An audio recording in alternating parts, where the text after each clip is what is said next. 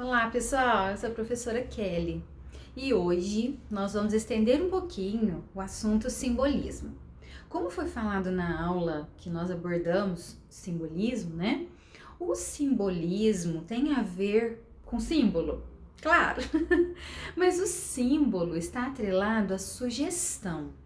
E essa sugestão é muito abstrata, porque nós não conseguimos realmente captar essa atmosfera que esses escritores estão, na qual esses escritores, né, estão inseridos. Por quê?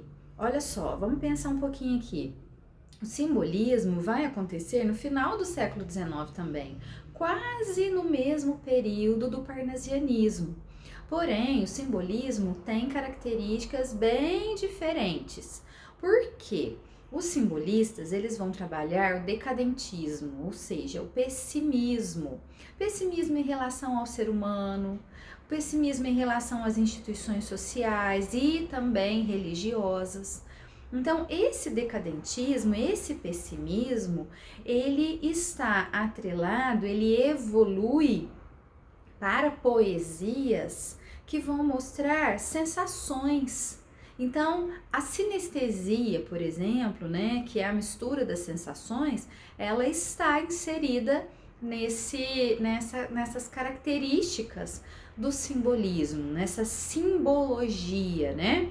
Então, eu não vou falar, enquanto escritor, de uma instituição social ou também de uma convenção social ou também sobre uma instituição religiosa, mas eu posso trabalhar a espiritualidade, eu posso trabalhar aquilo que não está no momento presente, concreto, né? Então há um certo escapismo, uma herança romântica aqui, mesmo que velada, né? Aquele pessimismo que nós enxergamos lá no romantismo também aparece aqui, mas é uma maneira diferente de expressar esse pessimismo, né?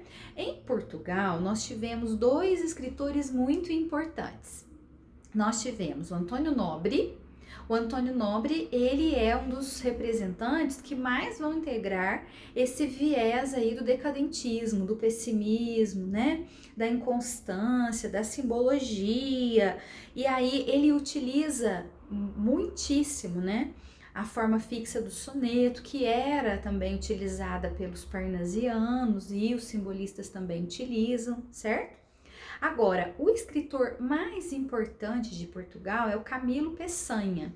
O Camilo Peçanha, ele tem uma influência muito forte da poesia francesa, né, do Schopenhauer, de Baudelaire, de Rimbaud, de Mallarmé, todos esses escritores franceses do período do simbolismo e que tem essa carga, entre aspas, né, pesada de pessimismo, de incredulidade no ser humano, na vida, na ciência, nas instituições religiosas. Isso vai aparecer fortemente no Camilo Peçanha.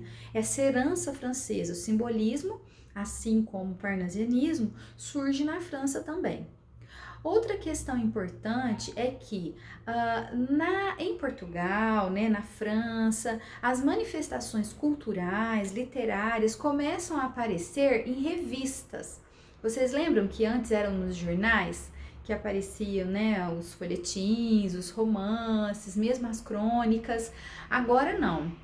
Neste momento, né, no finalzinho do século XIX, as revistas ganharam muita importância como elementos de divulgação da nova arte literária.